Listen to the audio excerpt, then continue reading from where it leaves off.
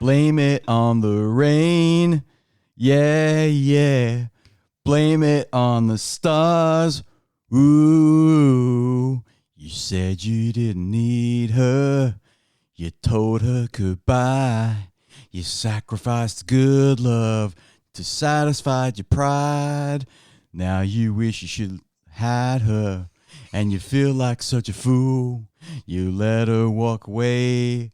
Now I just don't feel the same. Gotta blame it on something. Gotta blame it on something. Gotta blame it on something. Blame it on the rain that was falling.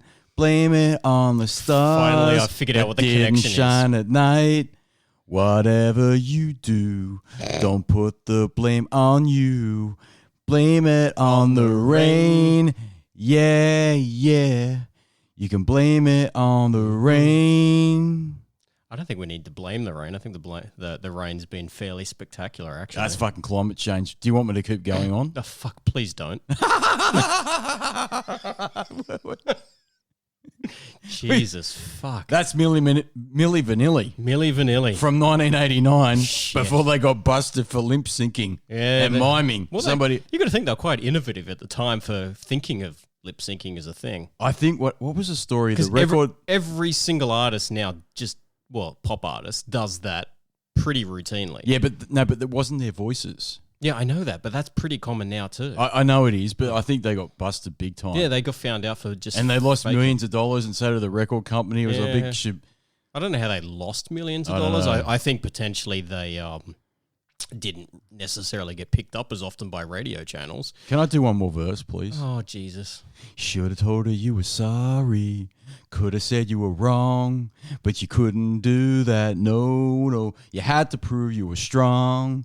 If you hadn't been so blinded, she might have been there with you. You want to be her back again, but she didn't feel the same. You got to blame it on something. Got to blame it on something. Blame it on the rain that was falling. Blame it on the stars that didn't shine at night. Whatever that you do, don't put the blame on you. Blame it on the rain. Yeah, yeah. So we were probably better singers than they were originally. Yeah, they were just pretty boys. Yeah. Yeah, we don't have the looks, but we got the fucking voice. Look at got the the talent. voice and the talent. Let me introduce this bullshit. This is Invert the Y. Episodes start at like 12.1.5.9 in the USS Invert the Y is orbiting another planet of retro to man bullshit. And today, for the first time in a fucking long time, I've got Jason Relaxation.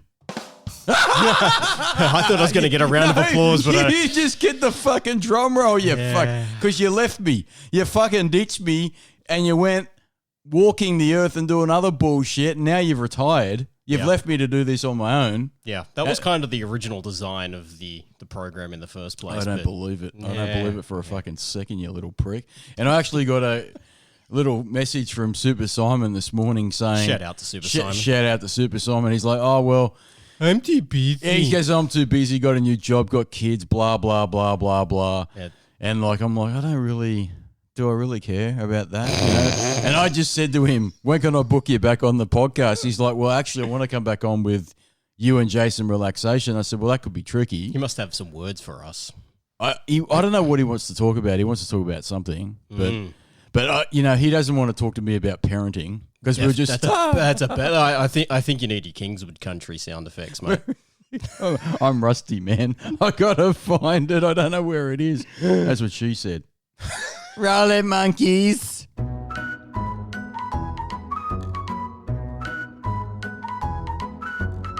That's not Kingswood Country, but it'll do.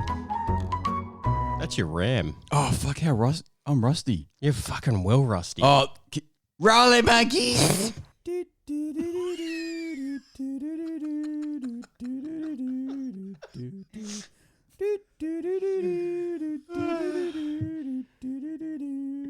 We're going to need some ventilation in this motherfucker soon. Yeah, because I should tell everyone what happened was we had a big fight just as you walked in and you're like, can I move your Buddha? Because I got like this Buddha statue on my table and I'm like, no, what the fuck? What? No one else has asked me to move that. And you're like, please, I can't see over the Buddha's head. I'm like, well, I don't see how that's a problem. It is a problem. Shout out to Sassy Sahini. She's shorter than you by a country mile. Yeah, but she doesn't want to look at your face. No, she sits over there. Yeah, I know. And then she well, I just see what you're saying. You prick. Communication is... And then you had to go about my table runner. How it's got like a patch. It's literally got an arse stain from Buddha. But now we've got You should sell that on eBay because it's kind of like one of those fake Jesus faces. It's Buddha's asshole. It is Buddha's asshole. He's some. I don't know how that's happened. No, you know what it is? Over time, that whole thing's faded. That is proof about UV, man. I'm telling you now. Well, clearly. But shouldn't your windows be protecting against UV? I don't think they've got tinting, man. I really don't. Oh, mate, this place is built like a fucking... with Post-it notes and sticky tape. It's got nothing special about it. Wouldn't be built with 3M materials. I'm amazed it's still standing, this place. I really am. I'm fucking amazed. Fucking Post-it notes. Oh, it would be made of Post-it notes, I'm sure about it. But then we can't really see each other either, Jason, because there's a thick haze of smoke. There's a thick haze of smoke. It's like the fucking Joe Rogan podcast. Because I put like incense on and it's burning. It's right? this column of smoke. And you just said to me, where's your smoke detector? It's going to go off. I go, no, it won't, man. The smoke detector's on the hallway and the battery's out. You know what's funny? I'm going to go back and pick up the family and they're going to be like, what the fuck have you been doing? Yeah, well, at least you didn't eat cookies. No, that's a previous event. That's right. But the story is like the cafe. I was there a couple of days ago with Mum and Dad. We were talking about that. Yeah. Well, this is why I can't be a parent. And this is why Super Simon won't understand any of this because he'd be like so calm and collected with kids, but I'm the opposite. But there was two little fuck knuckles, right? One of them I'd say would be, she would have been, I don't know, 13 maybe. Oh, so she's old enough to know better. Yeah, exactly. And the boy would have been, I'd say, about 9. And he already had a stud earring, which set Dad Classy. off. Dad was already... frothing at the mouth. He was ready to go off just on that. And they were running around this cafe. When I say running around, I really mean it. Yeah. Right? And they were yelling and they were ranting more than I rant. So my first question was because it was our mother that just told me about this particular story about half an hour ago. Yeah. And where the fuck was the parents? I'll tell you where she was. She was having a hair done at a hairdresser just down the street. So why the kids were on their own? The cafe owner... who I know says, it happens all the time. They just drop the kids off and it's like a daycare thing. And you'd know that because when you used to work at EB Games, parents used to do you remember that? Fucking twats. Remember that? This is back in the 90s, dude, and early 2000s. Yeah, I'm going to go do something. You stay in EB. Yeah, they'd stay in EB for, you used to tell me hours, man. Right? So this is what happened with this cafe, right? And the owner told me that. Yeah. And at first I'm trying to think, is that the cafe owner's kids? I don't remember him having kids, but okay, righto. And they just got out of hand and they were yelling and they were running around and they were being idiots. And I just said, sit down, you, sit down, be quiet. And I told you I did like the De Niro on them. I go, look at me, sit down, wipe the smirk off. What did I say? Don't push me on this bullshit. Sit down, right? And she's like, they both like, shut up. And Mum's like, I don't think they've ever been spoken to like that by an adult. And I'm like, well, that's the problem, right? Exactly. And I'm fucking done with this shit. I'm Michael Douglas in Falling Down from 1993, that movie, where he just doesn't give a shit about society anymore. And I'm like, I'm not having this now. No, fuck it. But in my day, in the 80s, the old man would have kicked our ass in the next week. Yeah. If we had done that shit. I was telling my kids about the cane yesterday. Mate, the cane was a thing, right? And so I'm like, I'm not having this now. And so anyway, they calmed down straight away. That's right. They calmed down straight away. They weren't being silly or anything like that after that. But she got up, the young girl, to go. I think they were going back and forth to the mother, who was obviously not able to get to the cafe. And she got up and she smirked at me. And Dad goes, she's smiling at you like, shut up, you old bastard, or something like that. And she did it one last time. I go, wipe the smile off. What did I say? Wipe it off. You smile at me again, I'm going to get up, right? And she ran out. Yeah. Anyway, I went back to the cafe a couple of days later, and the cafe owner goes, the mother was looking for you after you left. Good, bring it on. Right. And she wanted to find out who was the guy that yelled at her kids. And I'm like, well, she's looking for another father. I'd say she was looking for a 20th fucking dick in the 1 week. Right? Yeah, well, here's the thing, man. And I'm like, well, you know what? Bring it on. Just bring it on. I don't care anymore. Because I would have said I did more parenting in 5 minutes than you've done in fucking 10 years. I'm being so... Because you don't do that. You don't leave your kids to be unattended, right? But you know what? I was a bit disappointed with that. He didn't defend me in that because he should have. He should have gone, hey, your kids were in my cafe. Exactly right. It's not a playground. That's my point. It's not a playground, right? And I'm of the old school. A kid should be seen and not heard. I know that's a really crazy little idea in 2020, but I don't give a shit now. I'm not having it. Fuck him. No, that's it. And so I would have been quite happy to confront the mother on this bullshit or the father, you know. But the father probably doesn't exist. That's welcome to Kingswood. Welcome to Kingswood country. So yeah, that was my first major confrontation in 2020. It won't be the last, folks. No, it's certainly there'll be many more. There'll be a few more. No. I'm surprised it's the first of the week. Yeah, I've been pretty good. I'm on a self-improvement program because the blood pressure's high, so I've got to work on it. You know what I mean? I'm trying to avoid medication, but I'm failing. Incidents like that I just leave the house and I just go, fuck this. Honestly. There's a sofa on fire. But it does my head in. There's no, look, why should I have to put up with that? And the 20 other people that were in the cafe who were trying to relax and, talk. They're paying money. But see, here's the thing. I couldn't speak to mum and dad because these kids were yelling, right? And I'm like, no, I'm not having it. And why is it now that I have to be the bad guy? Yeah. When I say to kids, and I'll be honest, at first I didn't yell at them. I was very stern with them and said, sit down and be quiet, right?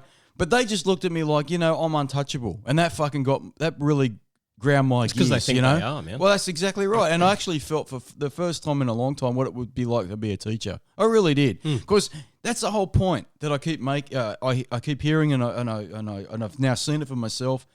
As soon as you're expected to parent kids who are not being supervised, the parent then says, well, you can't touch my kids. Mm-hmm. And now I know what it must be like for fucking teachers. They're expected to be parents now, right? And then when they actually try and discipline kids who are being like assholes, they get in shit for they're getting the shit for it. It's lose-lose. I feel sorry for them now. I really do. Fucking kids. And they're the future. You know what? I won't be here. Not my problem. I wipe my hands of it. And it's you know what? The sooner Cyberdyne comes and fucks us all up, the better. Mm-hmm. These kids couldn't lead the resistance in Terminator. That's all I could think of. You're not going to lead the resistance. Mate, they're not going to be able to do jack shit. Yeah. They come into the workforce, they go, oh, what do you mean I've got to go to university and get a qualification? And then they come out into the star? Then they come out into the workforce and they're like, no, where's my gold star? Where's my gold star? Why aren't I earning 150 grand a year? No. It's like, well, motherfucker. Let me give you a reality check. You officially know jack shit. Well, that's it. They don't want to hear it. No, they don't want to hear it. And they got this. No, I'm being generalistic here, right? I'm generalising way too much. It's not all kids, and it's not all parents. It's a decent, sizable chunk, but it's a chunk. Yeah. And unfortunately, I keep getting exposed to it, right? Because maybe the universe knows that I'm a grumpy old man like Clint Eastwood in Gran Torino, and maybe it's pushing me over the edge. But I just keep seeing it. I'm like, fuck me, what is happening here, folks? Yeah. Right? Like, shitty parenting. Why do I have to put up with someone else's bullshit parents? Yeah. And their bullshit kids? Why should I paid, I don't know what it was, $10, $15 for my coffee and something else. Why should I have to put up with that shit? No. Fuck off. You shouldn't have to. No. I shouldn't have to. You can all go, I'm not having it now. I'm not having it. And so I just went fucking done. And so Super Simon rings me up today. He says, I'm so busy with the kids and with my new job. And went, you don't want to drop your kids off to my place.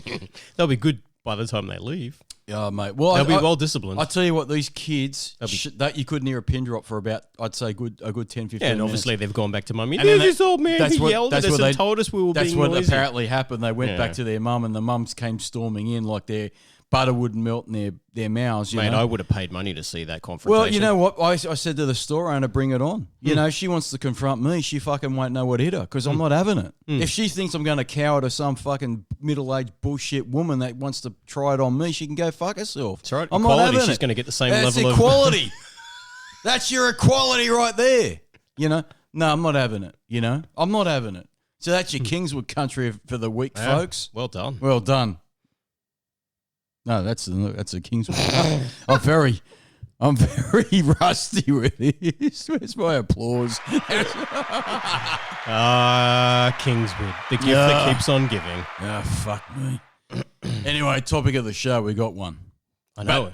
It's rare. I know. But first, before we get into the topic of the show, Jason, Relaxation, you have an announcement. Do you want to announce the thing that you've been working on? Yeah, secret? Yeah, absolutely. Should I roll? Well, I don't know if it's secretive. Can I roll the advertisement music? I think you need to do an advert. Why don't you do an advert? That'd be. And then can you explain it after I do the advert? Yeah, absolutely. Okay. Hey kids, guess what we've been working on Invert the Y? Our own store. That's right. An online store where you can purchase your nerd t-shirts without any fear of being beaten up by a bully. That's right. You can buy all sorts of t-shirts. No bullshit. Like a Robotech shirt. No, they went out of stock. Fuck. What else did we get on that store? Oh, anything random and bullshit. Like I'm looking over at your tinfoil hat. I reckon we should stock that too. Oh, yes. And I know we got He-Man t-shirts because there was a cool one with a Skeletor with cats. Yeah. Crazy Cat Skeletor, I think it was called. Yeah. There's all sorts of things on our shop front. You can find all sorts of things at a discounted price, delivered to your door via the internet. All you kids love the internet. You don't get off it. You never get off it. This podcast is also on the internet. I fucking hate uploading to it. Shits me. Imagine me doing it with my internet connectivity. I know. It only takes me about 5 minutes to do it. Jesus, fuck. I know. But you know what? What else do we get on that store? We got t-shirts. Pretty much anything, really. Yep. Yeah, that was pretty good timing. Is it going to loop or what's it do? No, it doesn't loop anymore. Oh, you fixed that problem. I don't know. Sometimes it loops, sometimes it doesn't. I don't know. And sometimes I have to press the button and it doesn't work. Oh, it's a fucking shit show. So what is it? We've got our proper shop. Yeah, so the idea was, originally we thought, okay, so we've got the podcast now and we have a lawyer. We do have a lawyer. Actually, all the shit I do. Beating up kids, tell them to fuck off in a cafe. I know a lawyer. We know a few. Yeah, I know. We know one that you played his centurion at one point. Yeah, and I found condoms in his fucking drawer. And that kid became a barrister. Isn't that frightening? So there's hope for you yet, kids. That's it. Work hard. You can work. You can play on an Amiga 500 and a PC and have cigarettes in your drawer in 1989 and a pack of condoms in 1989 that you didn't use to 2002. But you can become a barrister. And learn to use words like mendacious. Yes, right. You can go to a barbecue and impress your friends by saying, stop being so mendacious. Because you know he does. I know he does. Yeah, but at the same time, he works hard. He's deserved everything he's got. Oh, yes, he does. He works his ass off. You know what? The last I heard, he does deserve everything he gets, but that's another story. Oh, we'll have to take that offline. That's right. So tell us about this shop that we've got. Yeah, so the general idea was, initially we had the podcast. That was our first little stab at doing something amusing for ourselves. Yep. And we thought, well, we actually could probably not so much make money out of this, but make money for charity as part of the show progressed. Yep. So I had this idea, really, why don't we, we're constantly talking about all sorts of random shit on the show, like tinfoil hats and fucking Robotech and Star Trek games, and all sorts of stuff. And some of those things aren't that easy to get your hands on. No.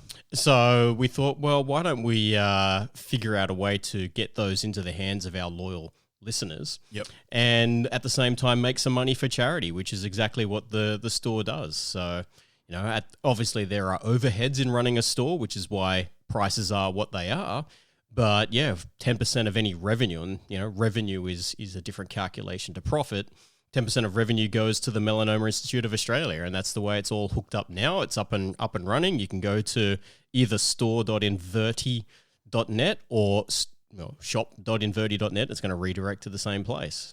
So what was the web address again? It was Inverti, Invert with a Y, Inverti.net or shop.inverti.net. That'll get you there. I'll put that on the description. Put that on the description. Yeah. You should probably start. But there's a whole heap of nerd stuff there. Yeah, and it's growing over time, right? So I'm busily trying to source all sorts of random shit that we can bring to our customers. And this is live right now. This is live right now, but by the time this goes live, we'll start actually promoting and doing all sorts of other things. So I can just click on any T-shirt that's on that range. Do I have to create an account, Jason Relaxation? You don't have to create an account, no, but you have to find a way to pay for it, obviously. Oh, so we take PayPal? We take PayPal. We take, all your various credit cards. Now, is it secure? It is absolutely I'm secure. not going to get fucked up the ass. You're not going to get fucked up. All right, no, okay. You've got some of our best technical experts working on the security. I've got a bunch of fucking nerds running my shop. Okay, that's right. What else have we got? We got well, that's T-shirts. it's a conversation. What should we put on there? I'd love to hear the audience's feedback. I'd love to see Super Simon's fucking opinions. I'm sure he can. Do you want to try and call him? Should we call him? Let's try and call the little fuck. Let's call the fuck. See what he says. He doesn't know I'm calling him either. So No, this is completely. You might have to edit this You might out. have to edit this out. He might not answer. he doesn't know. Yeah.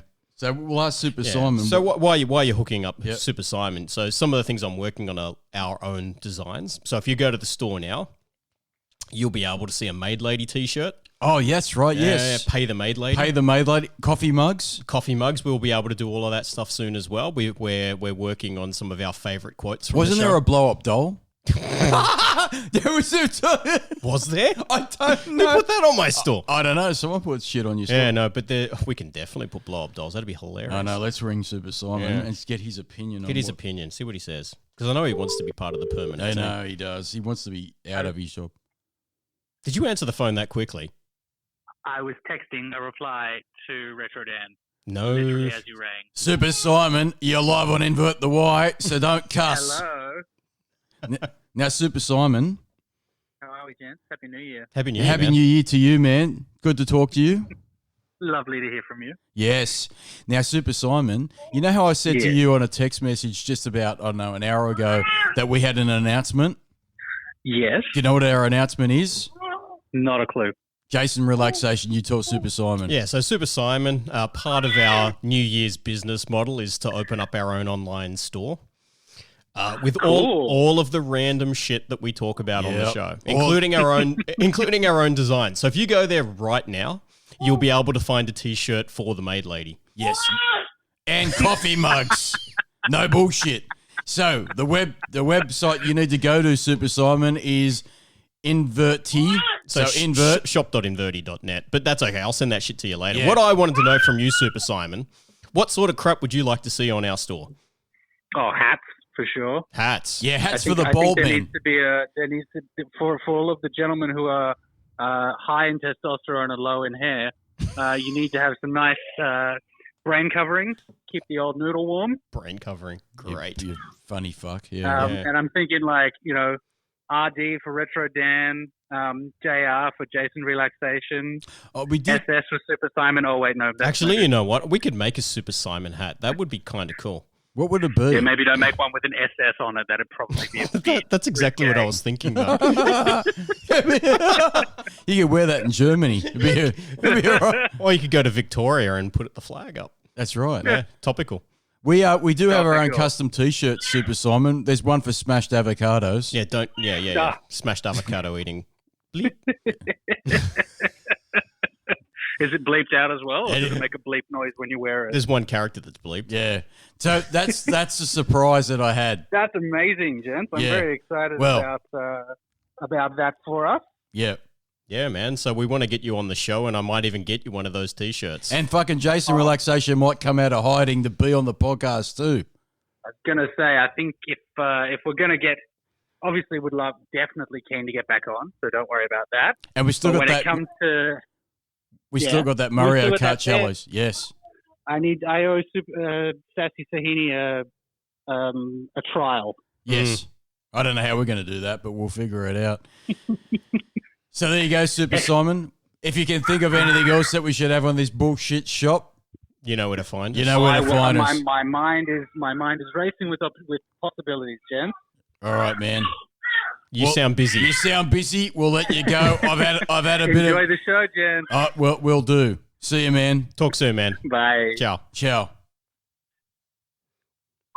There, he's off. Awesome, All right. man. I mean, I wasn't expecting him to pick up, at least not pick up that quickly. Oh, it's only because I've been talking to him this Oh, morning. I think okay. that's why he's around. Yeah, Other yeah. than that, yeah, you probably go straight to voice message. Yeah, fair enough. Oh, well, good. It's So there you go. some Some, editing. some good ideas there, I think. I think we, again, anyone else thinks we should, finding certain things hard to get in your other internet providers, then let us know. You can put it on our Facebook page too. Yeah, nobody responds to No us there. no one fucking looks at that either. Fucking twats. That's exactly some twat in America. Have you ranted about No, that yet? I haven't because I'm going to let the troll go. I'm not going to feed the trolls, man. But the troll is now getting messages from Scientology, which is...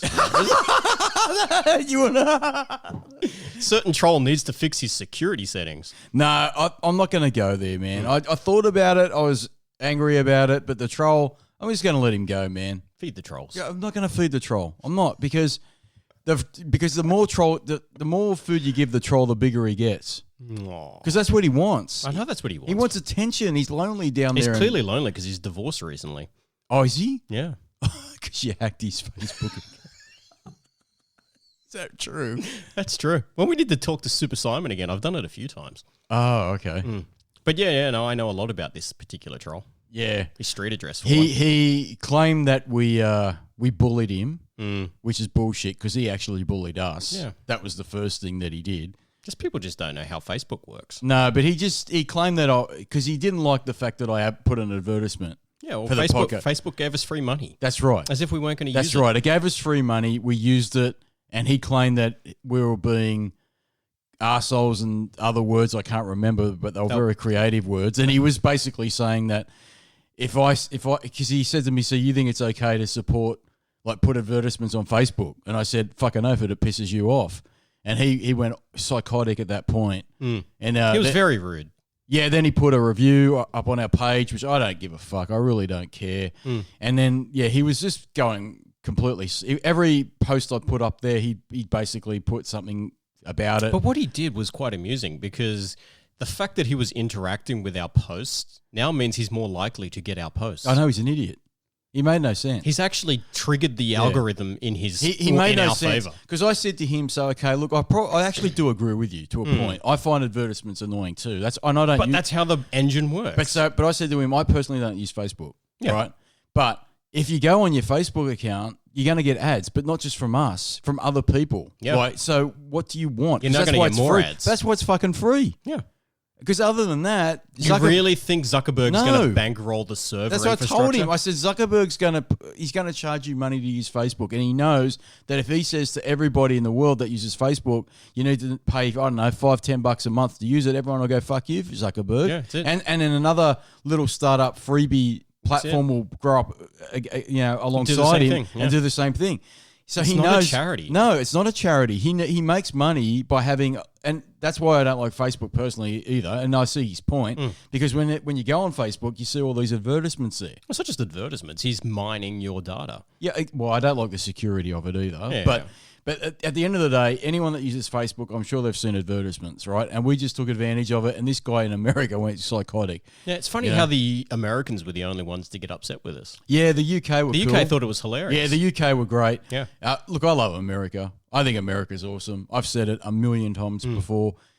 They're 350, 60 million people. There's one or two crazy people in the bunch. Ding, baby. What do you do? That's you it. know? Yeah, we just happen to target those. I don't care, man. You can't please everybody. I just thought it was interesting.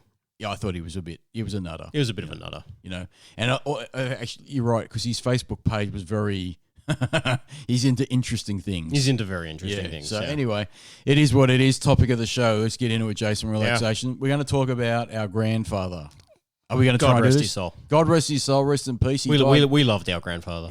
You know what? In retrospect, we're talking about our dad's father. Yep. Because I never met my mum's. No, father. Mum's father. He died very young. Actually, he died. I think he was in his mid-50s when he passed away. So I never really knew him. I did meet him at some point. I was only about 3 or 4 when he passed away, so I can't remember him. But our dad's dad was a character. Absolute brilliant character. He was a character. But not until I got older did I realise that he was a real character, right? Because as a kid growing up, it was a bit intimidating. Oh, yeah, absolutely. Right. I don't think we had one meal where I did not get in deep shit. No, so I got to roll the monkeys on this shit. I really do, because it's like... You're going to have to do it a few times, because we got a few. I got a cracking story about the old man. I really do. So, you know what you can do? Roll it, monkeys!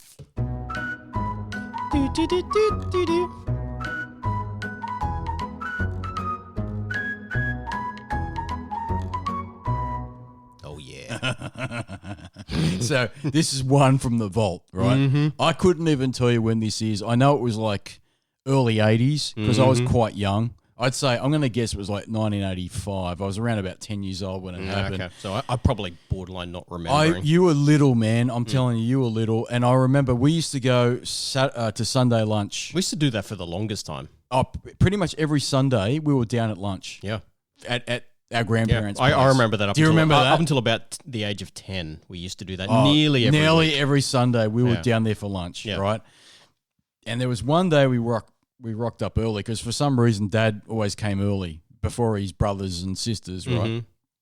And so all the aunties and uncles would be there too. But before they arrived, that's right. Before they arrived, you could hear in the backyard the old man going in Italian, psychotic, saying basically, "Fuck this, fuck that, I can't find this shit. Are you fucking serious? Fuck me." Right, and he's going off, right? I think I know what's about to happen. He's going off, right? He's going psychotic. And you can see in the backyard there's all these mounds of dirt. Which is usually a fairly good indication of a Sicilian family. Yeah, so he's digging holes in the backyard everywhere, right? And there's basically holes in the backyard as far as you can see. Fortunately, we knew the neighbours. Oh, well, see, the neighbours were cool with him because he used to bribe them. Yeah. Because he was in the middle of suburbia, but he had chooks and he had giant refrigeration units, right? But he used to give the neighbours chicken eggs and stuff like that. So the neighbours were cool. They basically didn't ring the council on him. But there was dirt and piles of dirt as far as you could see. Because what he's done is he's looking for money that he's buried in the backyard and he couldn't find it. He didn't know where it was, right? And he spent hours in the backyard finding money. Because he used to hate banks. Yep. He used to tell me as I got older, like, don't put your money in a bank. It's not safe. So he was the type of guy that used to put money under the... I'm being serious. Well, in hindsight, he's actually quite switched on. Fucking oath. Because the banks now charge you $2 just to get your money out of your own... That's your money. Yeah, that's your money. That basically consumes my interest. So, well, there's zero interest at the moment. Yeah. Everyone's like that's cheering. What I mean. Like a year's interest has gone in the transaction. See, people don't get it, man. People are cheering in the streets. Oh, hardly any interest on home loans. That's because people love their credit cards. That's right. People love. That's right. Their but loans. if you're investing and putting your money in the bank, you get zero interest in your bank accounts. That's it. Nobody's doing that. So you're better off putting it under the fucking mattress like the old man did back in the 80s. Yeah. So while the country is almost in surplus, the average person is in serious debt. Absolutely. Yeah. So it's shit.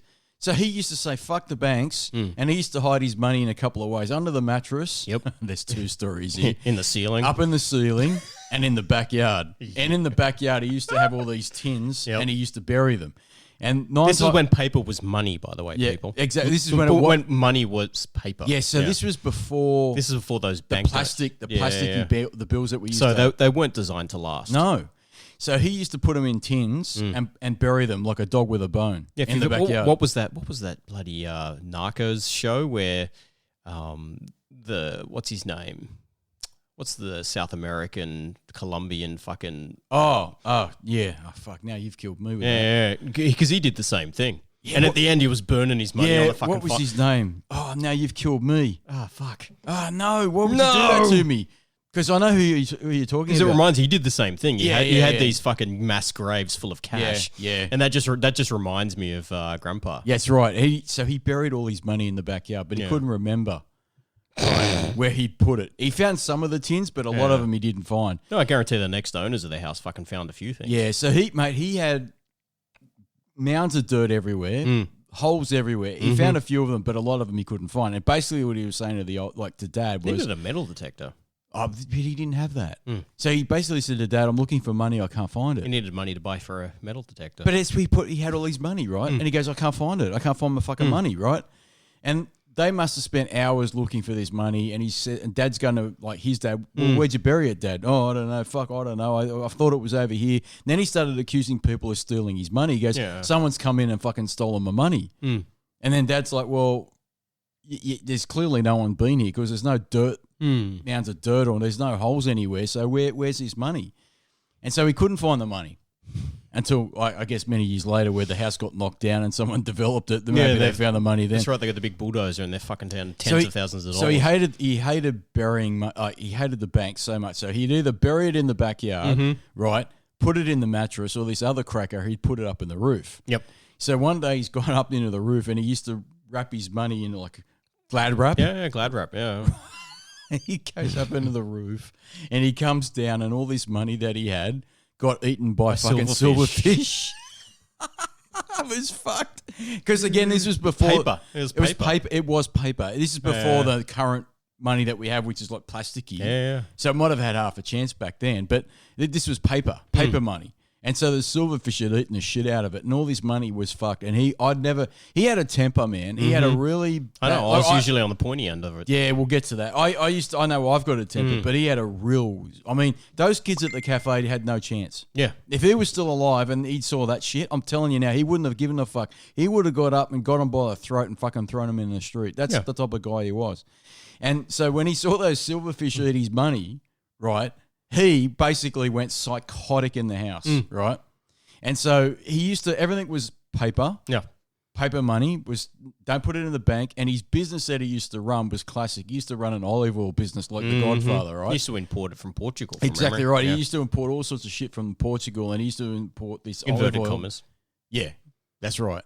Inverted commas. But he used to bring all this olive oil in to give it all to these clubs in the city, right? Yeah. In the back of his fishmobile. We used to call it the fishmobile. Fuck, it stank like fish. Stunk, mate. This was a Toyota Camry, right? No, this is before the Toyota Camry? Before the Toyota Camry, he had a Kingswood station wagon. No shit. Yeah, that was a long time ago. And I couldn't tell you what model it was, but those out there would probably guess it was. Kingswood, I think it was like a 67 or a 65 Kingswood, right? Jesus fuck. Which in the 80s was fucking old as shit, and it was all dinged up because he used to. I don't think he was a great driver.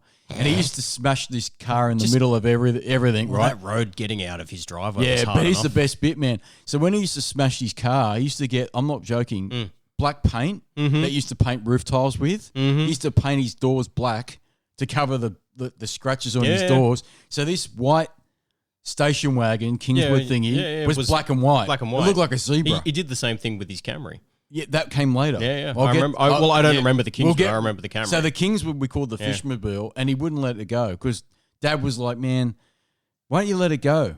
To his dad, my grandfather. He goes, "Why don't you let it go, Dad?" He goes, "Nah, I don't trust these new cars, these fucking Japanese cars. Don't trust these. They got computers in them." You know, but like, he always thought Cyberdyne was going to get him, so they'll take over and you wouldn't be able to. And you wonder where Retro Dan gets it from. Yeah, oh mate, he was worse. He hated the mod. He thought the 80s was shit, right? He didn't understand the 80s. He saw an ATM and went, "Fuck that." Yeah.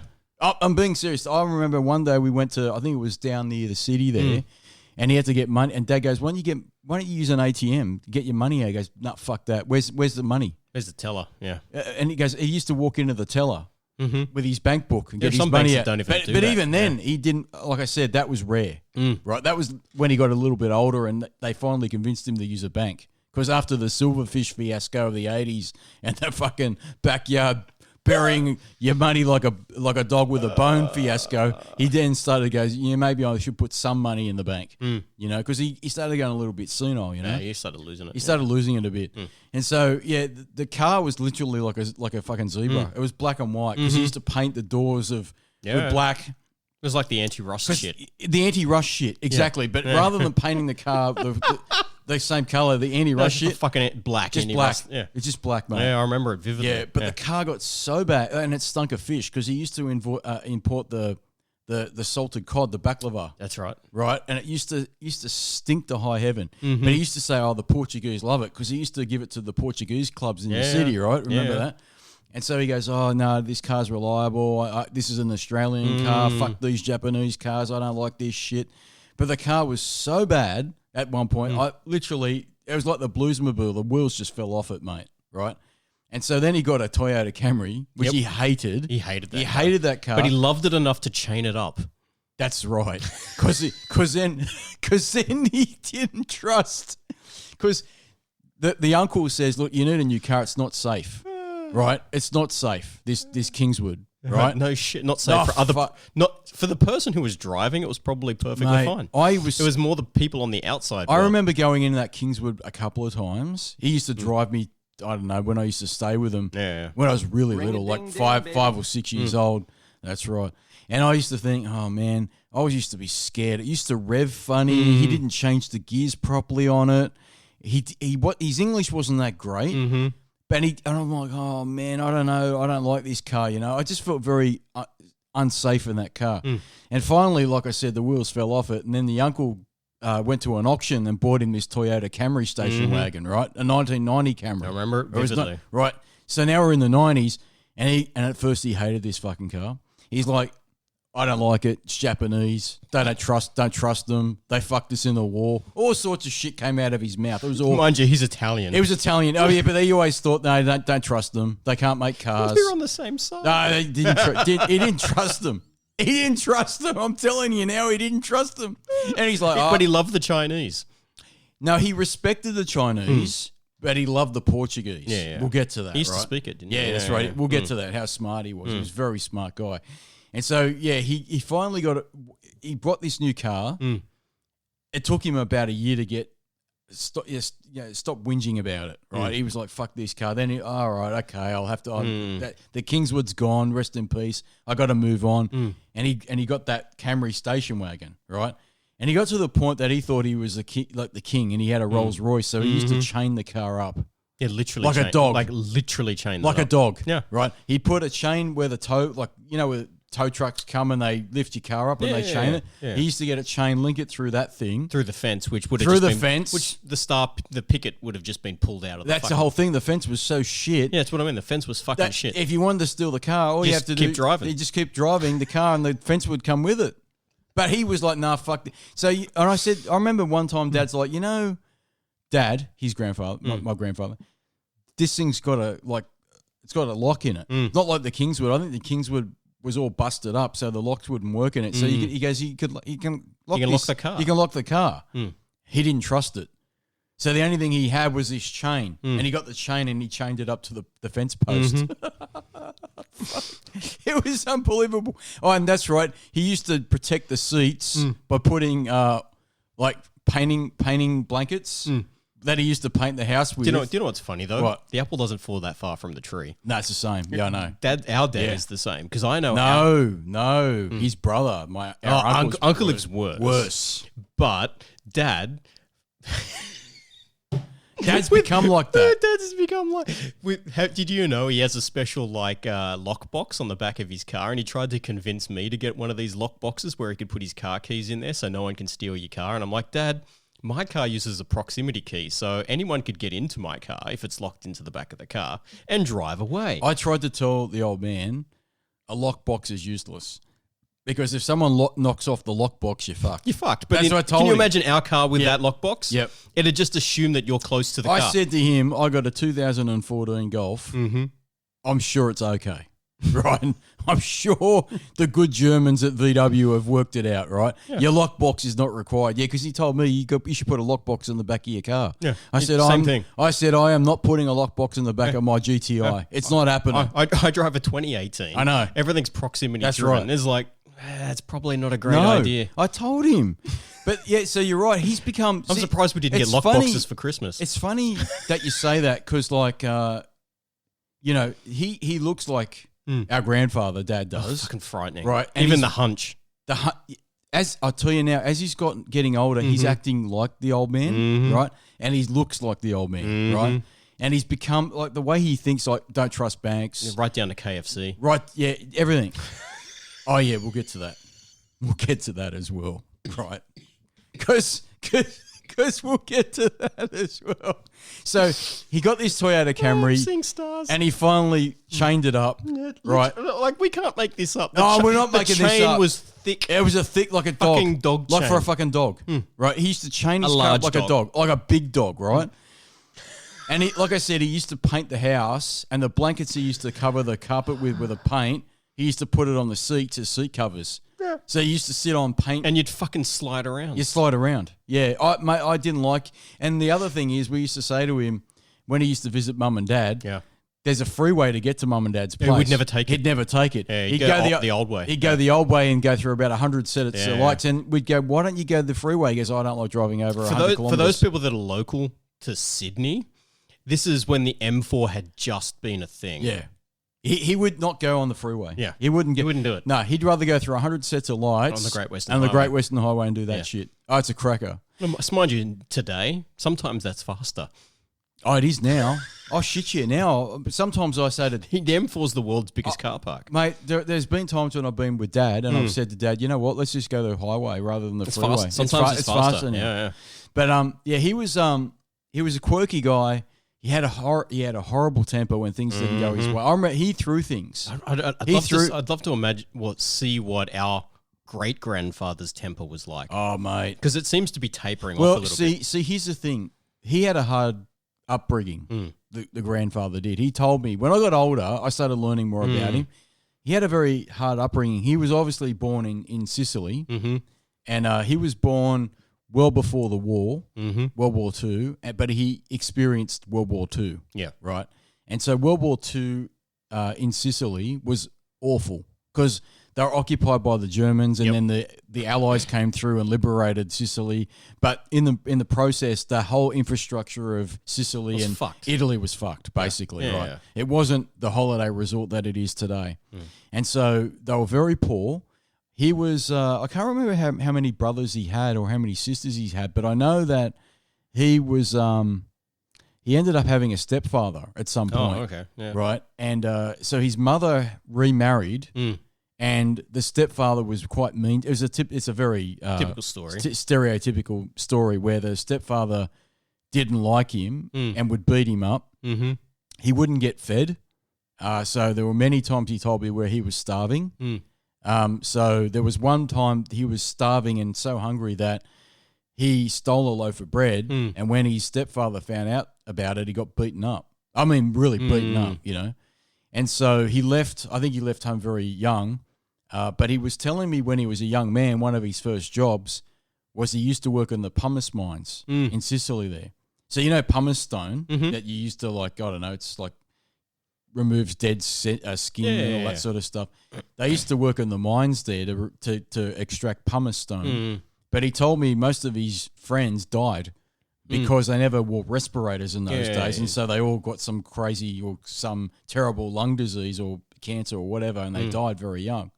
And so he said the only options you had in Sicily after the war or even during the war was to either work in the pumice stone, but you've had a pretty short life. Or get the fuck out. Or be a fisherman. Yep.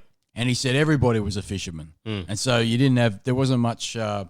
there's too much competition. Yeah, too many and people so and he said in those days too, to go from Sicily to the mainland wasn't ideal either because the language was different, and it wasn't what he wanted to do. So the option he had was he wanted to come to either go to America or go to Australia. And by this time he'd married our grandmother. He had 2 kids, so our uncle and our father, and he decided that he would go with his 2 brothers to Australia, and he came to Sydney, but his 2 brothers went to Melbourne. Yeah, right. And I don't know why, but my understanding is, and I'm not sure, but they had a bit of a falling out, him and his 2 brothers, because the 2 brothers wanted to get involved in some less than savoury things because they had got involved in less than savoury things in Sicily, and the old stereotypical organised crime stuff was very much pretty prevalent, pretty prevalent, and very, very true, very real. And he wanted nothing to do with that, so he came to Australia in Sydney, and he set up his own cleaning business. Right, he started cleaning. But it wasn't very lucrative. And I should say, while this was happening, he left our grandmother... He left grandma by herself. With the 2 kids. To set it all up. In Sicily. She was on her own for 2 years while he was in Sydney trying to set it all up. And once it was all set up, his cleaning business, he sent her over. He sent for her to come into Sydney and live in Sydney with the 2 kids. And I think Dad was about 2... and our uncle was about 3 or 4, roughly, when they came to Sydney. And so, I'm not sure when he decided or what happened, but he decided to go into his own small business, and it was very Godfather-ish, where he was importing olive oil and other type of food from Italy and Portugal and stuff like that. Because he got into the idea, and he kind of found out that there were other immigrants from other parts of Europe, like Italy, Portugal, Spain, that fled the war and came to Australia, and they wanted to maintain their culture and their food. And so he thought it would be a great idea to import those foodstuffs. Yeah. Right.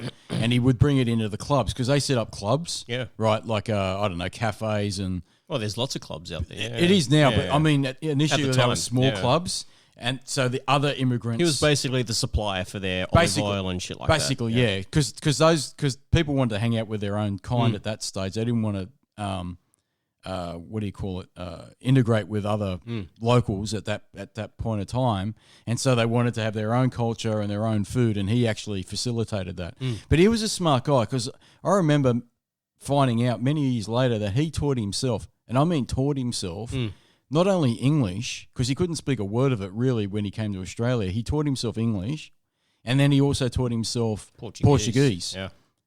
Because he had a lot of customers that were Portuguese that were, establishing their own Portuguese clubs, and he was bringing in a lot of Portuguese food, and he liked the Portuguese. He understood them. And what he was telling me, because he always loved to travel, and he loved these big boats. He loved doing the cruise liners. He was always taking our grandmother, who she hated traveling. Yeah. She liked to stay at home, wanted to be the homebody, never wanted to leave home.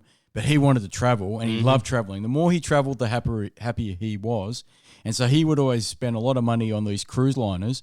But his favourite place was Portugal. And he liked like the Algarve and Madeira, the southern parts of Portugal. And so he taught himself Portuguese. He had a lot of Portuguese friends, and he had a lot of friends, right?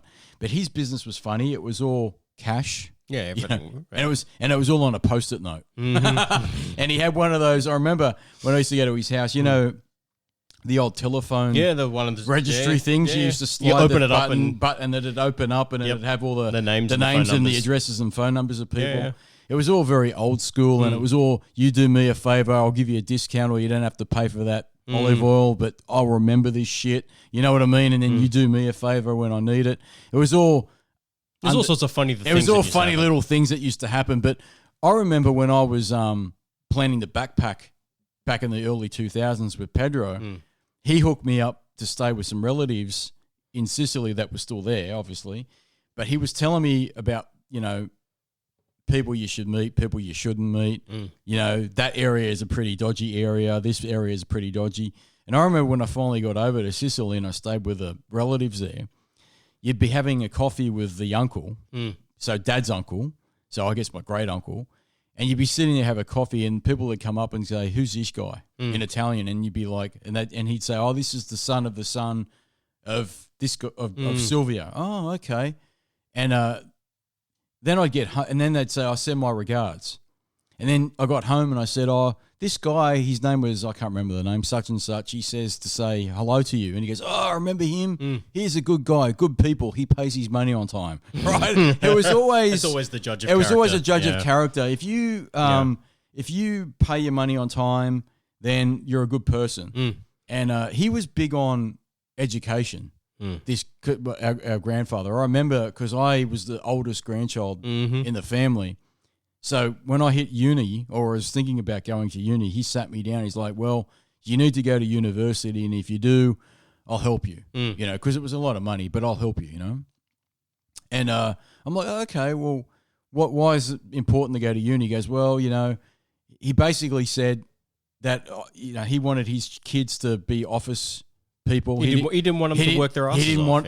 For whatever reason, and I'm not saying it's wrong or right, but he didn't want people to work in the do physical work, because I think the reasoning is he saw what physical work did in his eyes anyway, when people were working those pumice mines and they all fucking died, right? And so he didn't want any of it, any part of it. And so he wanted his kids and then his grandchildren to basically have office jobs. That's what he wanted. I'm not saying it's right or wrong, it's just what he wanted. And so I was his first grandchild that hit uni, and he was I was very fortunate that he helped me out a lot with that. And so he was a very generous guy when I think about it.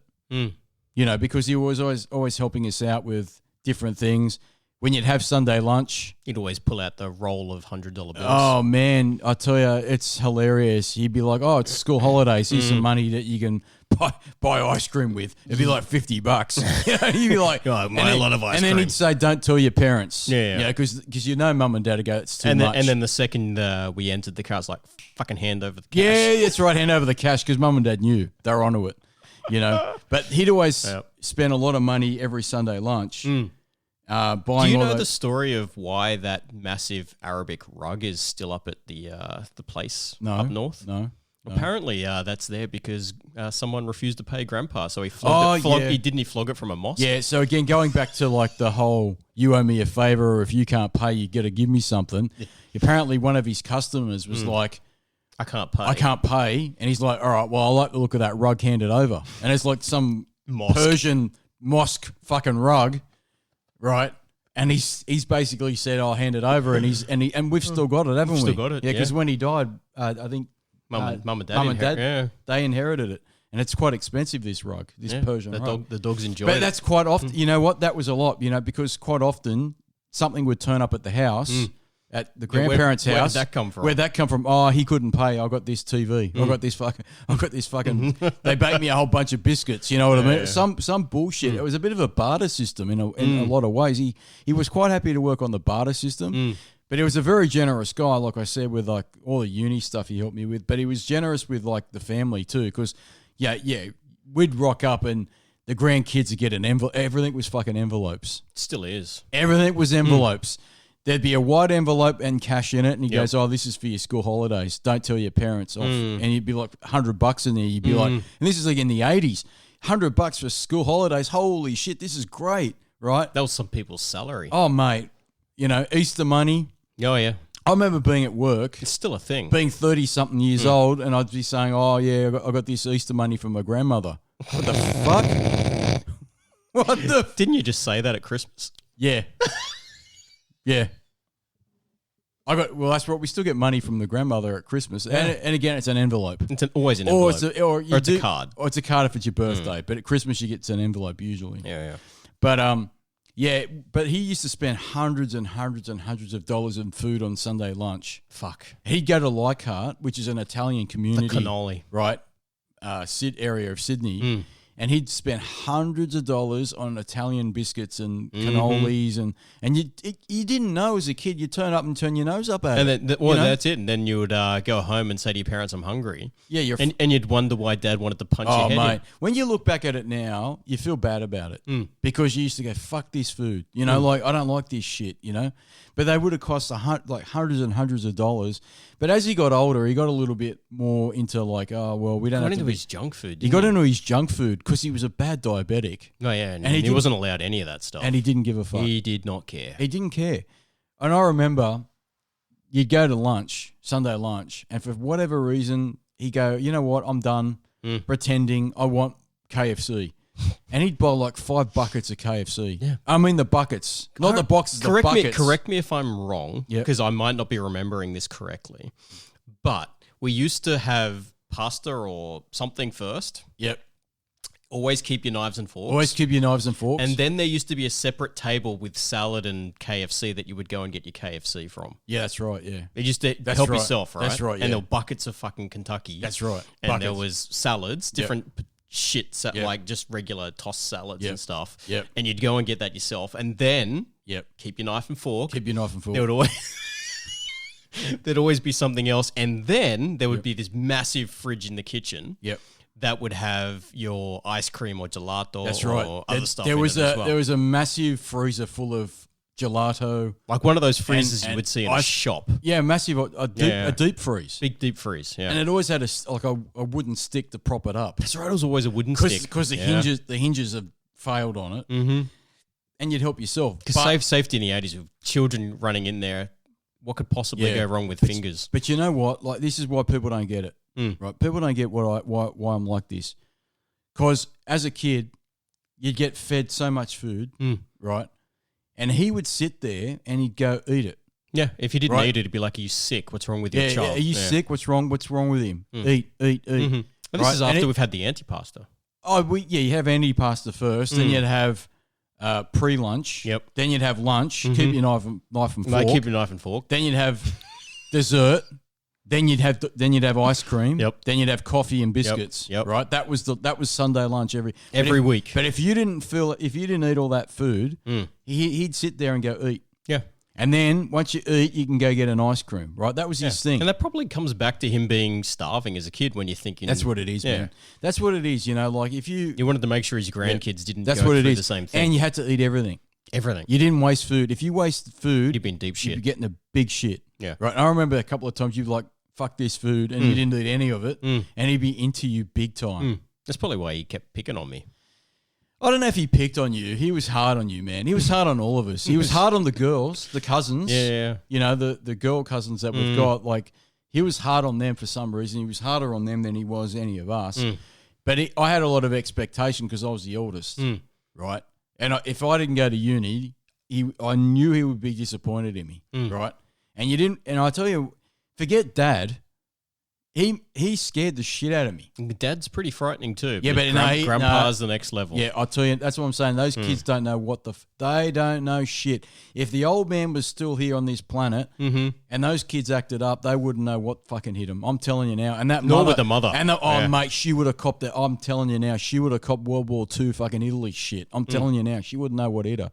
And this is why I'm like I am, because it's passed down. Yeah. But I'm a poofteenth compared to what he was like. He's unbelievable. It gets diluted over the generations. Oh, mate. Yeah. They used to argue. I mean, I remember that when the main lunch was usually lasagna, which is where I think you get your love of lasagna, right? And they'd make 3 trays of the shit. Huge. I'm talking big trays, right? Yeah. And grandma would be making it, and I tell you, he wasn't bad with lasagna, but they'd argue about. Wouldn't they usually argue because he was really bad at washing up?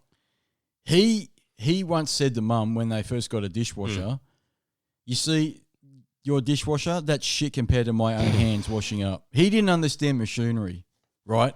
He thought a washing machine was shit. Fuck it, I can do it myself and I can do it better. So when dishwashers came in big time in the 80s, he's like, what's this shit? Because I remember Mum got a dishwasher and Dad might have said, I got, the wife a dishwasher, and he's like, "Why would you waste your money on that? Why would you waste your money on that?" Because he was the same as Dad, and Dad's the same to us, and I'm the same. I know I'm the same too. If Dad was, I don't know, 40 something, and he'd spent money on something, the old man would go, "Why'd you spend that? Oh, you're a fucking idiot." And Dad does it to us now. If I buy a new car. What do you need that for? Well, you need that for your... He's telling me I need, why do you need your car for? I'm going to get rid of the RAV soon. You can have that. Yeah, I know. I don't want to drive a RAV. He's unbelievable. He's unbelievable. And it's getting worse as they get older. But yeah, he had this thing with food, which I think is very common for that generation if they experienced the war. And if you left one scrap on your plate, you were fucked. And I'm telling you, we used to be in fear. We used to be like, please. Oh, we'd force it in. Oh, mate, we'd force it in and be sick the next day because we just couldn't eat anymore. I just remember the ravioli. Oh. Yeah, the ravioli and the biscuits as well. Oh, the biscotti, man. Yeah. The almond biscuits and the fucking cannoli. Oh, man. But he was tough. But you know what? He taught me a lot about business too. Because when I finished uni and I started getting into the workplace, there was a couple of times I'd have dinner with him because I used to work not far from there. And I used to drop in and have dinner with him. And he was a cracker. I'll tell you one. Don't talk about money at the table. No, well, that's it. Well, you never talk about business at the table and you always eat at the table, right? But he was funny, mate. I'll tell you a cracking story. I had dinner a couple of times, like I said, as I got older and I was starting to work. So I was early 20s. And you'd go in for dinner and Grandma would be in the kitchen cooking a storm up, and I'd be saying to her, where's Grandpa? Oh, he watching the TV. I go, oh yeah, what's he watching? Your impersonation of Grandma's actually pretty awesome. Yeah. he watching TV. I know what he watch. He's watching Days of Our Lives, right? Mate, I'll tell you 2 things he used to watch, right? The first thing he used to watch was the wrestling. Did he watch the wrestling? No fucking bullshit. Right, and he used to love the wrestling, but he loved, and I mean loved, Days of Our Lives. He fucking loved it, right? There was a couple of times I'd go for dinner, like I said, and I'd sit down there next to him while he was watching Days of Our Lives, and you could not You could not talk to him. Mm-hmm. He would tell you to shut the fuck up so he could watch Days of Our Lives.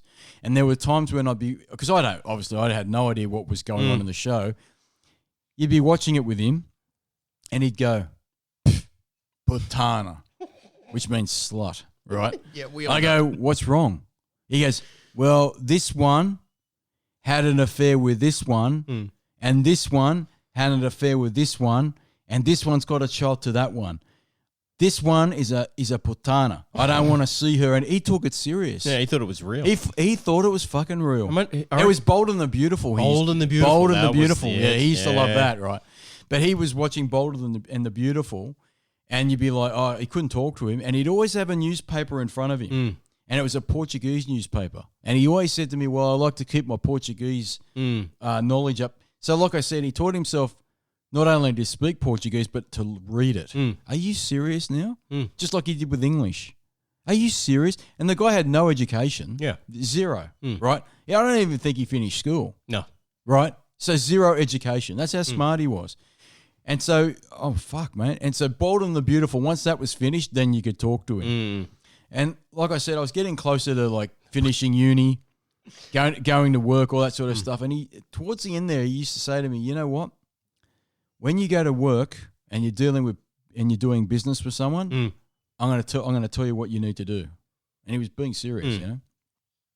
And I go, what is it? Did it involve baseball bats and kneecaps? No, I'll tell you what he told me. This is no bullshit. This is no bullshit. This is what they don't fucking teach at school now. I'm telling you, they don't, right? He'd say to you, you got to act, I'm not making this up. And it's very Godfatherish, but I'm not making this up. He'd say to me, you need to act like a man. I go, what do you mean? He goes, firstly, when you shake another man's hand, you need to almost crush it. I go, why? He goes, because you show him that you're not intimidated by him. Oh, okay. Then he'd say, you need to look the other man in the eye when you shake his hand. Look him in the eye. I go, why? He goes, because then he knows that he can't fuck with you. Not in those words, but he's basically saying that. Okay. Then he said to me, when you deal with someone and doing business with someone, and you're having a meeting with someone or you're talking and you're doing business with someone, you look them in the eye. You always look them in the eye. I go, why? He goes, because then it doesn't matter. They don't know that you're wrong or right, but they'll know that you're not to be fucked with. Yet you can't, they will not, they have to back down first. You have to make them to back down first. You never, ever, ever look them in the eye. Oh, okay. Cool. And he says, and you always have to remember what the other guy's trying to do. I go, what do you mean? He goes, well, the other guy's not going to be there to be your friend. Because that was the big thing. Then no one's your friend. Don't ever do business with a friend. That's what he told me, right? I said, oh, okay. He goes, look him in the eye and treat him like the enemy. Oh, fuck, here we go.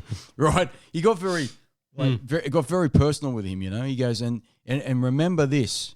He says, if they lie to you or they cheat you in business, they're fucking dead to you. Remember that, right? I'm like, okay, cool.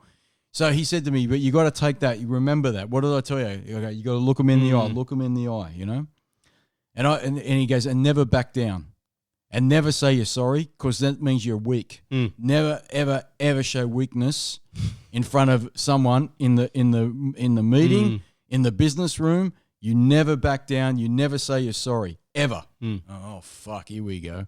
And you know how hard he was? He was laying into me. He's like, you know, I don't want to see any kind of, you could look them in the eye, never say you're sorry, never bow your head, shake their hand like you're going to crush it so they know you're strong. You know, have your back up, right?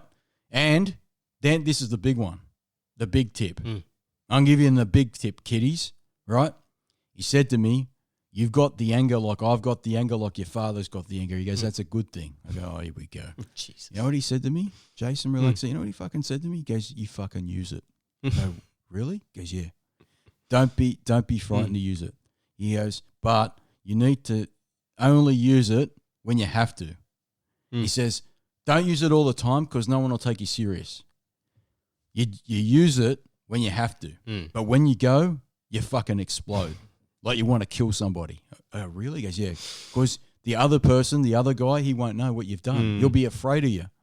I go, really? He goes, yeah, he goes, you want to kill people. You go, you just don't show weakness. If you're angry and you know you're right, explode. Fucking let it out. Because then what you've done, you've told the other guy what your line is, and that other guy's crossed it, and now he's fucked. That's what he told me. It was like the art of, what is it? Like Art of War. Art of War shit. But from a fucking old man from Italy. You know what I mean? I'm being serious. I said, what do you mean? He goes, when I do business, they all know, my customers, they all know not to fuck with me.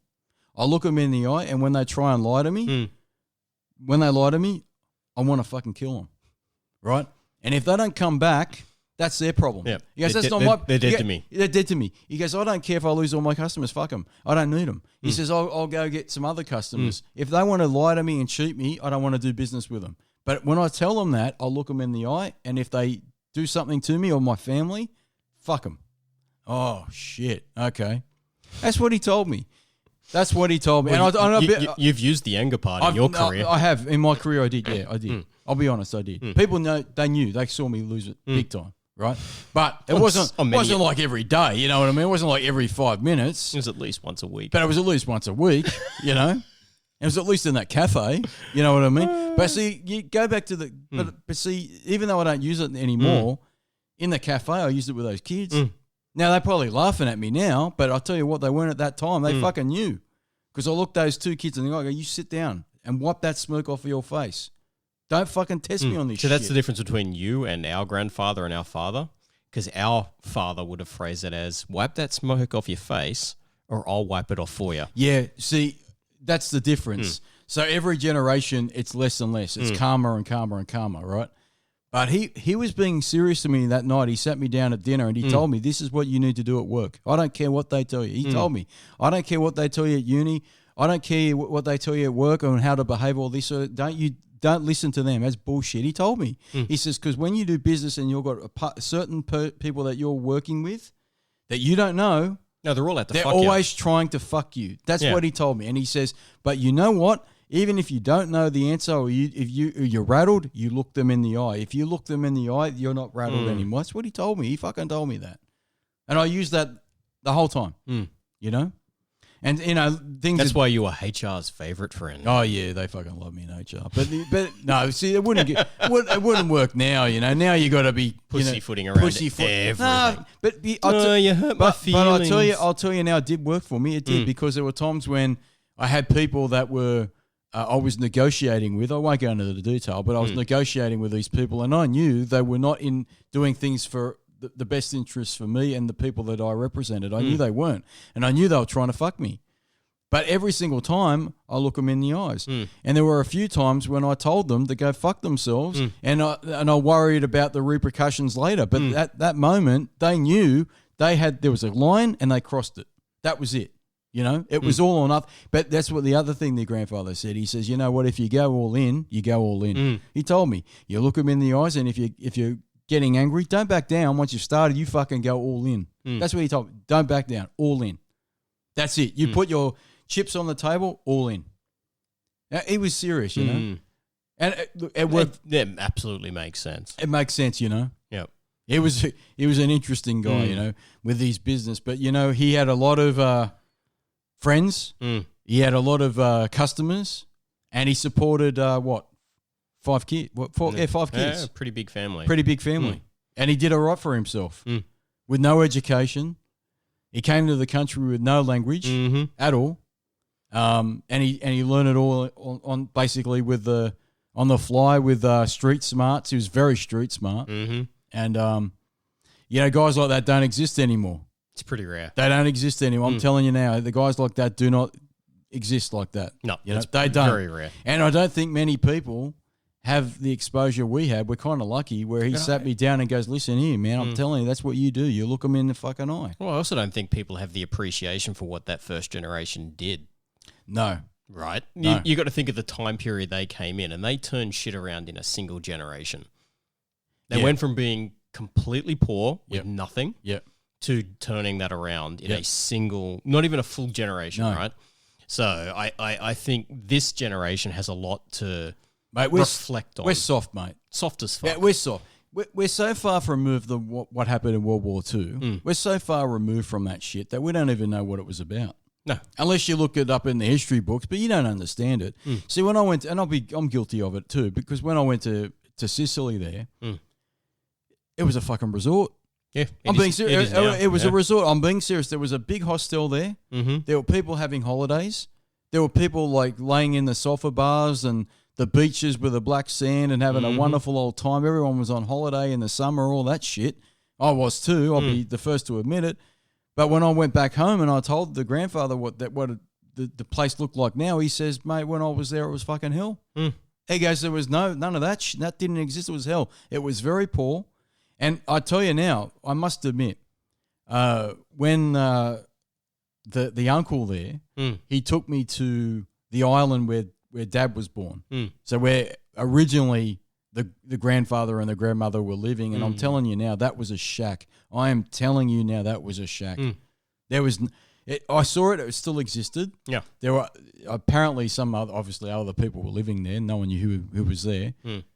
It was a shack. Yeah, it was a shack. You know, up on a hill. You know, you try telling young people today, they fucking whinge if they don't get a mobile phone at the age of 7. Well, I totally agree. That's a reality bullshit. Check. And so guys like him don't exist anymore, and they wouldn't survive in the modern world. Because you try telling somebody now, and the young kids, you look someone in the eye, you don't be ashamed to be fucking angry and yell at people to get what you want. He told me. He told me intimidate people if you have to. Use that tool, intimidate people. Use your anger to get what you want. Right? And don't fucking back down if you do. And look them in the eye. Always look them in the eye. Right? You try telling someone like that now, HR would be fucking on red alert. That being said, in the corporate world, you and I both know that the most successful, the people that float to the top, are very much like that. Well, you know what? I always used to say to the HR manager I had, shout out to him, he knows who he is. Awesome bloke. He used to say to me, you know what? People that get to be MDs, CEOs, they might look like nice people, but they've got a bit of mongrel in them. They have to. They're not. They have to. They can't back down. Look at Steve Jobs. Oh, mate, he was brutal. You know what I mean? That guy, he might have not been a psycho killer or anything. So was like Gatesy. This. Gatesy is known. Gates is the same one. Known for being quite aggressive. Yep. And once he's got his mind made up. It's all in. Yeah. It's all in for that guy. He doesn't back down. He doesn't go, oh, well, fuck, I offended 20 people today. No, fuck that. We're doing do your job. Do your job. Fuck off. Shut your mouth. Yeah. Get it done, right?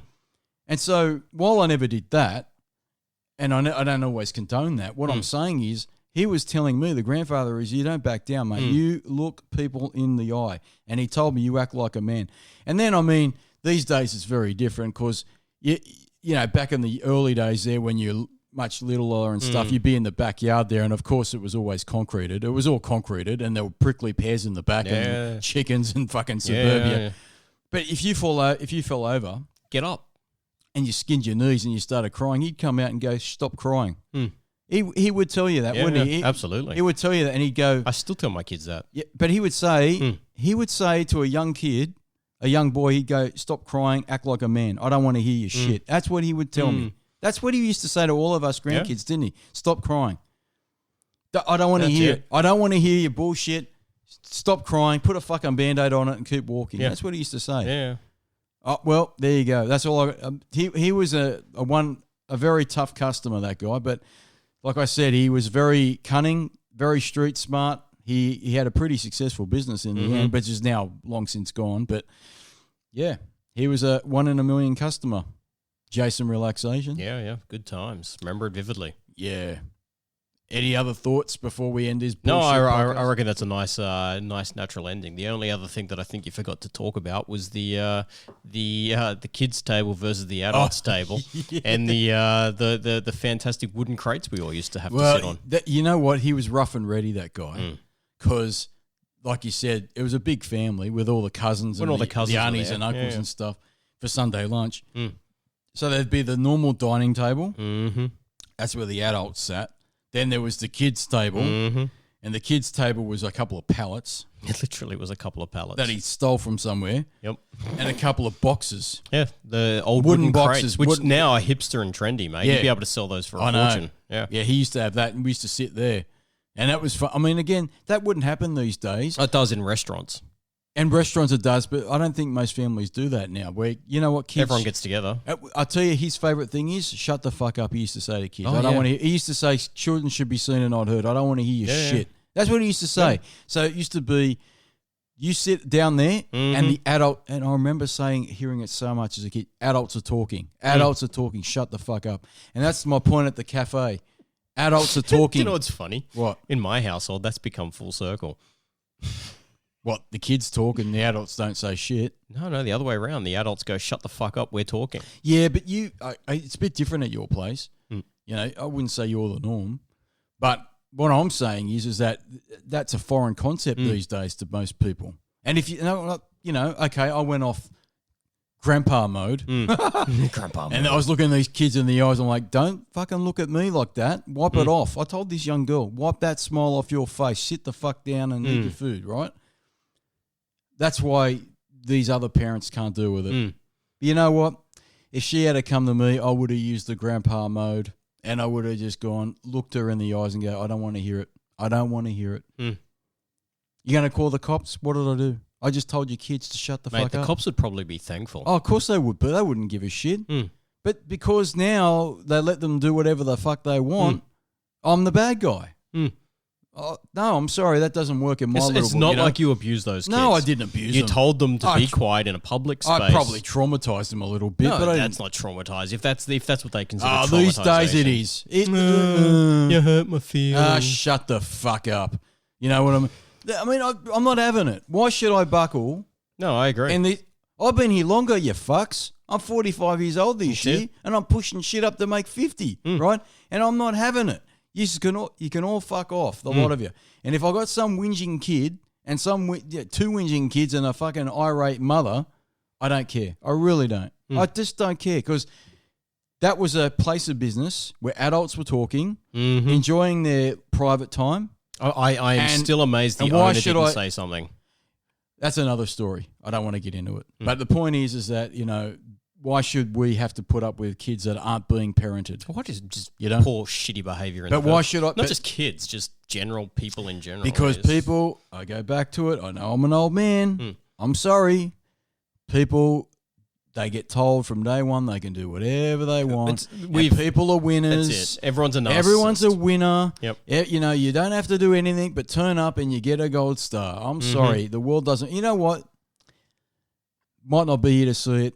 Don't give a shit. You'll all fail. You're all going to fucking fail with that attitude, right? I've given you the business tips. I've told you kids what you got to do. That's the podcast. You look them in the eye. Yeah, that's it. That's this. We've transformed this into Grandpa's business tips. That's right. This is motivational speaking, you fucks. Yeah. I'm trying to help you. So what are you all going to do, my two little listeners? You're going to look them in the eye. You're going to suck it the fuck up. That's right. And you're going to look them in the eye. You're going to break their motherfucking hands. That's right. And you're going to use Grandpa mode when you need to. That's right. And you don't cry if you're a man. That's it. Just don't cry. Don't fucking cry. Suppress those emotions. Harden up. Harden the fuck That's up. You right. smashed avocado I know. eating for the shirt. And please visit the website. And compared to him, I'm a soft cock. Oh, yeah. Oh, compared to him, I'm like a fucking little daisy in his eyes. If he was still alive, he'd look down at me and go, mate, I'm telling you now. Suck it up, Suck princess. It up. But from everything I've heard, I don't know, I don't remember it, but from everything I've heard, the other grandfather who'd passed away quite young was basically the same, yeah. Same sort of mold, quite similar. I'm told he was not a gentle soul. I'm told he was, he knew he was around. He had a big heart. Yeah. But you knew he was around, but I also heard he didn't take shit. Yeah. Right. Wasn't he a Boilermaker? What did he do? Yeah, he was a Boilermaker. Yeah, he was a Boilermaker. But I heard he had a big heart. Like if he saw flowers on the side of the road, he'd buy them, or saw like a stuffed toy, he'd buy it for his grandkids or something like that. But yeah, he was a hard man from what I heard. But you know what? The time was harder. It's different. Man's post-war. See, you know what? I get back to it. As time goes on and it's softer and softer and easier and everything's at your fingertips and you don't get told what to do and how to do it. You don't You're get not told no. You're not told no. You do what you fucking want. But when times change again, and they will, I'm sorry to be the doom and gloom fucking angel here, but when things turn rough Peaks again, and troughs, mate. Absolutely. We're riding it high now. But when that wave crashes, it might not happen in our lifespan, but if it's going to happen. But it will. But what I'm telling you is you got to prepare people to get ready for it. Yeah. Harden the fuck up. Mate, get ready for the fucking hailstorm that's about to come our way. So that's another... you can't have the good times like they are at the moment all the time. No. It might be economic. It might be fucking war. Could be environmental. Could be environmental, right? But it's going to happen. And you got to get prepared, folks. I'm sorry. I might not see it, but we may not see it. But at some stage, someone will. But if it happens, you know what you do when the volcano comes up? You look it in the fucking eye. Okay. You look that volcano that comes up out of the ocean, and you look it in the eye, and you say that volcano. You can go fuck yourself, volcano. And when it explodes and the lava splashes all over you, and you get incinerated, you looked that volcano in the eye, and you said, "Fuck off." Well, we knew someone that did that at the bushfires in 2001. He stood in front of his business with a fucking hose and said, you know what? That's another guy who was Italian, right? And he was older than Dad, and I think he had a hard upbringing, but he did well for himself. Yeah. But he was hard, that guy. Tough nut. Fucking mess with him, yeah. No, he was psychotic, mate. He built an empire, too. He was a mechanic who built up his own little empire with real estate. But yeah, I remember when the bushfires struck in 2001, he stood out there because they told him, you got to leave. Yeah. And he told them to go fuck themselves, and he stood out there with a fucking hose. With a hose. And his dick in his hand pissing on it. And you know what he said? I'll fucking show those bushfires. That's what he said. And he survived. He did. He just saved his business too. He did. Yeah, he did. But I'm not saying people should do that either. No, that's a bad idea. That's a bad idea. He went a little bit too far. But you know what? He's like, say hello to my little friend. But if he looked that in the eyes, I'm okay with it. Yeah, good on him. And on that note, Jason, relaxation. I think it's time to be for a piss. I think it's soft cock time, and I'm busting for a piss because my bladder's small and limpy, and I'm a bit hungry. I want some sushi. Is it time? It's time for some sushi. It's gotta be. Sushi o'clock. Yeah, it's sushi o'clock. Yeah. I think we've done well today. I'm very proud of us. We've promoted our shop again. Which is our shop again? Let's roll the little... What's our shop called again? Yeah, so if you just go to shop.inverty.net, and I'll be linking to that. Inverty.net. Yeah, inverty.net. So shop.inverty.net. That'll get you there. That's remember, right. Everything that you buy, 10% of the revenue goes to the Melanoma Institute of Australia. So it's actually going to a good cause. Yep. And the shit's good, man. The shit's good, man. Like, check out our fucking Maid Lady t-shirt. It's not jokey shit either, man. Like, we've got some of our own designs, but a lot of it, you've sourced it from various places. It's been vetted. It's all good quality cotton too, isn't it? It is 100% cotton. Yep. Our shirts are all made by ethical sources and all sorts of different things. Yep. So we didn't fuck the environment too much on this. No, we definitely fucked the environment. Well, fuck. You look cool. You look cool when the climate change hits. That's it. Fuck it. You'll have a Skeletor with Cat's shirt. You'll have all sorts of stuff. You'll have all sorts of stuff. But yeah, look forward to making some new designs. I think I've got some ideas out of this one. There's one I want to do. I found the photograph, remember? I found the UFO photograph, everyone, and we need to post that. Have you got that? I do have the original photograph. I found it. It's in a photo album that was just downstairs, and I'm going to turn that into a t-shirt. Yeah, can you do that? That is the sickest photo ever. Yeah. So it's sick. It might be bullshit. I can't remember, man, but it doesn't look bullshit. It doesn't, but does it? No, it looks really good. No, but even if it was bullshit, right? And I'm not saying it's real or not. I don't know. I really don't. Yeah. But it looks awesome. It's such fucking a cool, great photo. It's such a cool photo, that UFO photo. So I'll be putting that one up at some point. I think you got to go back to episode 13 or something for that. Was it the UFO Limp Dick episode? It's actually considering doing that. So linking to the episodes where we talk about certain things. So in my descriptions, I spent a decent amount of time writing bullshit descriptions. I fucking do them now, you prick. Not for this fucking thing. For the merchandise. Oh right, okay, sorry. Yeah, so I've put a bit of effort into that. So I backed off when I knew to back off. Yeah, you did. Grandpa's. I looked you in the eyes. I looked you in the eyes. Rip you a new one, you prick. I looked you in the eyes. No matter what, I'll go down swinging, but I'll look you in the fucking eyes. Like death. I looked that in the eyes too.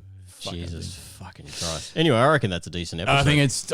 Please visit our store. Please buy shit. You're doing it for a good cause. Not only that, though, I've got to be honest, if you're a nerd, seriously... Yeah, I've tried to find stuff that's nerdy. I was impressed. You nearly bought everything in the store. I nearly bought it. I'm not making this up. I'm not even trying to promote. I would buy a lot of stuff, even if it wasn't my store. It's hard to find stuff that's hard to get elsewhere. It's an awesome store. Anyway, we're done. It's time to wrap this bullshit up. Jason, Relaxation, thank you for coming in. Yeah, welcome. Thank you for the two people that have been listening to this bullshit episode. Thank you, Dad, for letting us use your garage. I'm sorry I ran in about fucking Grandpa. We can't help it. I miss him. He was a fucking awesome bloke. He had some crazy business ideas. Maybe they won't work in the modern world, but I wish they kind of did, because people should be told to fucking harden up. And he'd be disappointed with the way the world's gone. I'm sure he would be. He'd be seeing smashed avocados everywhere, and he won't like it, because I don't think Grandpa ever ate fucking smashed avocado in his life. He likes carbs, and he had diabetes, and I think he told the doctors to fuck off, but he looked them in the eyes because they used to eat cannoli, and he almost went into a diabetic coma because of it. And he didn't give a shit about his health. Nope. And next week, my little business associates will have some more retro and more bullshit. But until then, you can roll it, monkeys.